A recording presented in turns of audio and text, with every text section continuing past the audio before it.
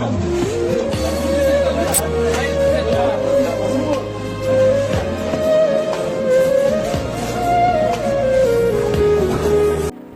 علیکم دوستو، اللہ تبارک و تعالیٰ نے عورت پر کتنے بڑا احسان کیا عورت کو گھر کے ملکہ بتایا ہے۔ کیا بتایا؟ عورت کو گھر کی ملکہ بتایا ہے۔ اسلام نے عورت پر روزی کمانا زندگی میں کبھی فرض نہیں کیا۔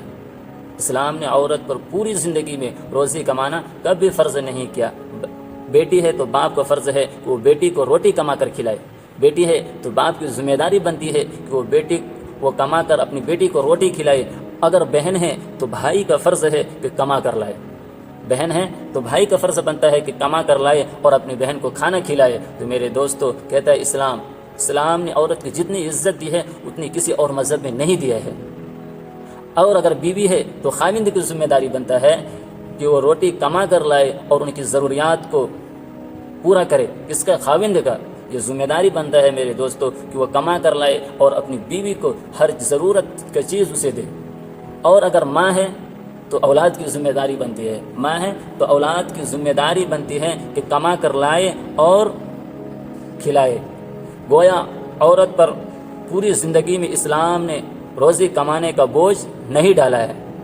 اسلام نے پوری زندگی میں عورت پر روزی کمانے کا بوجھ نہیں ڈالا ہے، بلکہ قریبی محرم مردوں پر یہ ذمہ داری لگائی ہے کہ تم نے کمانا ہے اور اس عورت کو گھر میں لا کر دینا ہے۔ کسے؟ مرد کو یہ ذمہ داری دی ہے کہ تمہیں کمانا ہے اور عورت کو لا کر دینا ہے۔ یہ گھر کی ملکہ ہے۔ یہ گھر کی ملکہ بن کر رہے گی۔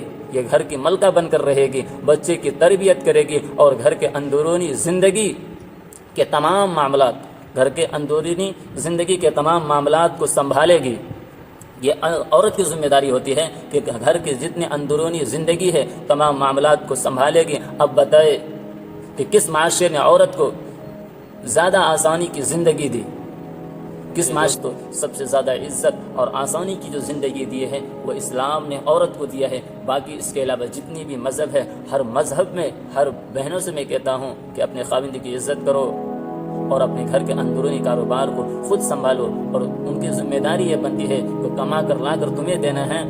یہ مرد کی ذمہ داری ہے، لیکن عورت کی ذمہ داری یہ ہے کہ گھر کی اندرونی زندگی معاملات کو سنبھالے اور گھر کو اچھی طرح چلانا یہ عورت کی ذمہ داری ہوتی ہے۔ کمانا مرد کی ذمہ داری ہے، لیکن گھر کو چلانا یہ عورت کی ذمہ داری ہے۔